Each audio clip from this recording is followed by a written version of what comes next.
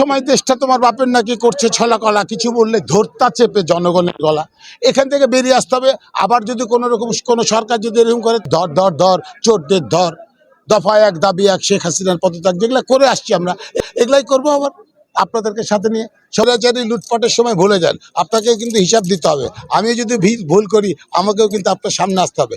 আজকের এই দিনটা আমাদের কাছে অন্যরকম দিন। আজকে শহীদ প্রেসিডেন্ট জিয়া রহমানের 89তম জন্মদিন। আমরা জনগণকে একটাই কথা বলবো, ওনার আদর্শকে ধারণ করে আসেন। উনি 3.5 বছর ক্ষমতায় থাকাতে উনি যেভাবে দেশটাকে দিয়ে গেছেন, সবচেয়ে মজার বিষয় হচ্ছে আজও উনি বেঁচে আছেন সৌদি আরবের বুকে জিআরটি হিসাবে, ওনার গাছ লাগানো হিসাবে। তা আমরা ওনার আদর্শকে ধারণ করি, চলেন দেশটাকে সবাই মিলে একসাথে করি, তাহলেই বাংলাদেশ পাওয়া যাবে। এটা আল্লাহ ধৈর্যশীলকে পছন্দ করে, ধৈর্যকে পরীক্ষা করতে হয়। ধৈর্যশীলকে আল্লাহ এমনি ভালোবাসে। আজকে আমরা 16 বছর যে রাস্তা থেকে সংগ্রাম করছি, আজকে ছাত্র জনতা যে 5ই আগস্ট ঘটাইছি আমরা, এর পিছিয়ে তো মনে করেন আসলে এগুলো নিয়ে একটা পটভূমি তৈরি করতে হবে, অনেক বড়োভাবে বলতে হবে আপনাদেরকে। কারণ আজকে এই 16 বছরের যুদ্ধে আমাদের গৃহহারা ছিল মা জননী, আমাদের দেশনেত্রী। আমাদেরকে তারেক রহমানকে দেশ থেকে বাইর করে দেয়া, তারপর খালেদা জিয়াকে বাসা থেকে বের করে দেয়া, জেল জুলুম অত্যাচার গুম খুন, এগুলা মিলিয়ে না, সব মিলিয়ে কেন ওই স্বৈরাচার সরকারটা কেমন যেন হসফস হয়ে গেছিল। আমরাও 5ই আগস্ট আগে এই ফসলটা পেয়েছি, ধৈর্যের ফসল, এটাকে বলে ধৈর্যের ফসল। এটাই শহীদ জিয়ার আদর্শ ছিল, যে ধৈর্য ধরেন, আল্লাহ আপনাকে ভালোবাসবে। আজকের দিনটা দেখছি ওই দিনের জন্যই। ওই দিন যদি ওই সফলতা যদি রাস্তায় না থাকতাম আমরা সবাই, তাহলে এই সফলতা দেখতে পারতাম না। অতএব কষ্ট করলে কৃষ্ট মিলে, এটা মনে রাখবেন। আপনি থাকেন, সততা থাকেন, অনেস্টি থাকেন, আল্লাহ আপনাকে দিবে, দেশবাসী দিবে। আর দেশবাসী জনগণ যাদেরকে ভালোবাসবে, পাশে থাকবে। আজকে ছাত্র জনতা বুঝিয়ে দিয়েছে না, পালাতে বাধ্য হয়েছে না। ছাত্র জনতা এবং দেশবাসী যদি একসাথে সবাই কাজ করে, একসাথে হয়ে কাজ করে, সেখানে কোনো শত্রু থাকতে পারে না। আমরা এই জন্য 31 দফা নিয়ে কাজ করছি। এখানে আমাদের তারুণ্যের অহংকার তারেক রহমান, ভারপ্রাপ্ত চেয়ারম্যান বিএনপি, উনিও সেইভাবে কাজ করাচ্ছেন। এবং আমরা কিন্তু জনগণের কাছে, যারা ওই যে স্বৈরাচার মুছে ফেলতে চেয়েছিল শহীদ প্রেসিডেন্ট জিয়া রহমানকে, মনে রাখবেন, ওরা কিন্তু মুছতে পারেনি। আমরা এই কাজটা করছি, 31 দফা নিয়ে কাজ করছি। শহীদ জিয়া সহকারে, বিএনপি সহকারে, জনগণ সহকারে সবাইকে নিয়ে আমরা একসাথে কাজ করব। আমাদের কাজের ফর্মুলাই হচ্ছে সবাই মিলে 10 মিলে করি কাজ, হারি জিত না ইলাজ। এটাই তারেক রহমানের বক্তব্য, আর কিছু না। হ্যাঁ, আমরা জনগণের সাথে থাকবো, জনগণেরকে পাশে রাখবো, এটাই হলো কাজ হবে। এখন জনগণের সাথে থাকার সময়, এখন ওই সময়গুলো স্বৈরাচারী লুটপাটের সময় ভুলে যান, আপনাকে কিন্তু হিসাব দিতে হবে। আমি যদি ভুল করি আমাকেও কিন্তু আপনার সামনে আসতে হবে, কারণ আপনার মিডিয়ারা কাউকে ছাড়বেন না। স্বাধীনতার বার্তাতে 100 সময় দেশটা তোমার বাপের নাকি করছে ছলা কলা, কিছু বললে ধরতা চেপে জনগণের গলা। এখান থেকে বেরিয়ে আসতে হবে। আবার যদি কোনো রকম কোনো সরকার যদি এরকম করে, তার বিরুদ্ধে আমি যেভাবে গান লিখছি, ধর ধর ধর, চোরদের ধর, দফা এক দাবি এক, শেখ হাসিনার পদত্যাগ, যেগুলো করে আসছি আমরা এগুলাই করবো আবার আপনাদেরকে সাথে নিয়ে। সবাই দোয়া করবেন আমাদের জন্য।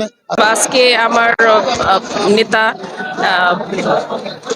জিয়াউর রহমানের জন্মবার্ষিকী, সেই উপলক্ষে এখানে এসেছি আমরা।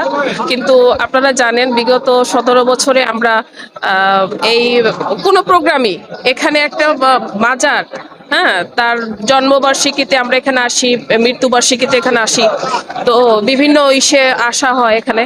কিন্তু এই মাজারে আমরা ঠিকমতো পৌঁছাতে পারতাম না। এই মেইন গেট, অন্যান্য গেট, হ্যাঁ, আমরা ওই যে ওয়াল টপকে তারপরে আমাদের এই মাজারে আসতে হয়েছে। আমরা নারী কর্মী, আমরাও ওয়াল টপকে তারপর এখানে আসছি। এসে দেখতাম যে এখানে বিভিন্ন গোয়েন্দা সংস্থার লোক, প্রশাসনের লোক, মানে সব ধরনের প্রশাসনিক যে তারা এখানে, তাদের কারণে সাধারণ কর্মীরাও আসতে পারতো না। হ্যাঁ, নেতা নেত্রীরা তো দূরের কথা, সাধারণ কর্মীরাও এখানে আসতে পারতো না ঠিক মতো। আজকে এত বছর পরে আজকে আপনারা দেখতে পাচ্ছেন সকলেই স্বতঃস্ফূর্তভাবে আমরা এই দিনটিকে পালন করছি।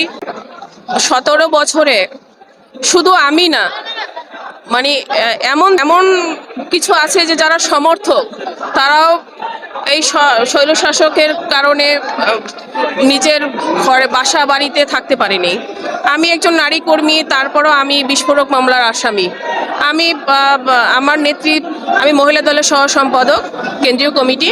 তো আমার নেত্রী, সভানেত্রী আফরোজা আব্বাস, তিনি 18 সালে মেয়র নির্বাচন চলাকালীন নির্বাচনী প্রচারণার সময় আমাদের উপরে তারা হামলা করে।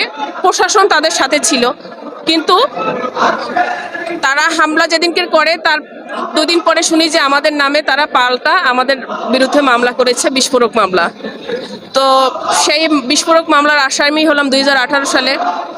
হ্যাঁ, তার পরের দিন আমি ছিলাম না, কিন্তু তার পরের দিনও আমি মামলার আসামি হয়েছি। বাংলাদেশকে তিনি কত বেশি ভালোবাসেন, তাই আমি মনে করি বাংলাদেশের প্রতিটা মানুষ আজকে তার 19 দফা, তারই সুযোগ্য সন্তান তারেক রহমান আজকে বাংলাদেশে যে 31 দফা দিয়েছেন, আপনারা উপলব্ধি করেছেন সেই 31 দফা আজকে মানুষ গ্রামে গঞ্জে মাঠে প্রান্তরে আমাদের নেতা কর্মীরা তা চষে বেড়াচ্ছে মানুষের কাছে পৌঁছে দেওয়ার জন্য। আমি মনে করি এই ফ্যাসিবাদ মুক্ত বাংলাদেশে এদেশের জনগণ যা প্রত্যাশা করেছিল, এই ফ্যাসিস্ট শেখ হাসিনাকে এদেশ থেকে তাড়িয়ে মানুষ প্রমাণ করেছে এদেশের মানুষ গণতন্ত্র চায়। আমাদের দেশনেত্রী বেগম খালেদা জিয়াকে অন্যায়ভাবে 7 বছর কারারুদ্ধ করে রেখেছিল এই ফ্যাসিবাদী শেখ হাসিনা। আজকে সেখান থেকে মুক্ত হয়ে আপনারা জানেন ইতিমধ্যে তিনি লন্ডনে গেছেন চিকিৎসার জন্য। আল্লাহর কাছে দোয়া করি উনি যেন অচিরেই সুস্থ হয়ে বাংলাদেশে ফিরে আসেন। আমি একটি কথা বলতে চাই, এদেশের মানুষ কোনোদিনও বাংলাদেশি জাতীয়তাবাদী বিশ্বাসী মানুষগুলো, আপনারা জানেন আমার বাড়ি নোয়াখালী, বৃহত্তর নোয়াখালীর মানুষ জিয়াউর রহমানকে কত বেশি ভালোবাসতেন আপনারা সকলেই জানেন। নোয়াখালীর মানুষ সব সময়, এবং এই দেশের মানুষ বলে নোয়াখালীর মাটি খালেদা জিয়ার ঘাঁটি, নোয়াখালীর মাটি জিয়াউর রহমানের ঘাঁটি, তারেক রহমানের ঘাঁটি। আমরা আগামী দিনে আন্দোলন সংগ্রামে আমরা যে ভূমিকা রেখেছে নোয়াখালীর মানুষ তা অনস্বীকার্য। শুধু নোয়াখালী নয়, ঢাকা সহ সারা বাংলাদেশে নোয়াখালীর মানুষ আন্দোলন সংগ্রামে অকতিভাবে তারা তাদের সংগ্রাম চালিয়ে গেছে। আমাদের মধ্যে ইতিমধ্যে অনেকে জেল খেটেছে, বিশ্বাস করবেন অনেক লোক গুম হয়েছে, অনেক লোক কারাগারে আছে, মুক্ত হয়েছে। আজকে তাই আমরা মনে করি বাংলাদেশে আজকে যে আবহাওয়ায় আমরা জিয়াউর রহমানের 89তম জন্মবার্ষিকী পালন করতে এসেছি, এটা একটা অনুভূতির ব্যাপার, একটা ভালোবাসার ব্যাপার। আমরা মনে করি জিয়াউর রহমান হাজার হাজার বছর আমাদের মাঝে বেঁচে থাকবে। দেশের জনগণ আসলে চায় একটা নির্বাচিত সরকার, সেটা যত তাড়াতাড়ি সম্ভব সেটি হলেই দেশের মানুষের জন্য কল্যাণকর বয়ে আনবে। না, সেটি তো সবাই যার যার অবস্থান থেকে তারা কাজ করে যাচ্ছেন। আমি মনে করি দেশ ও জনগণ আর এখন চাহিদা যে একটি নির্বাচিত সরকার, সেদিকে সবাই যেন আমরা যেন অন্যায় না করে ন্যায়ের পথে যেন জনগণের ভোটের মাধ্যমে যেন আসতে পারি, সেদিকে সবাই কাজ করা উচিত, সেটিই চাচ্ছি।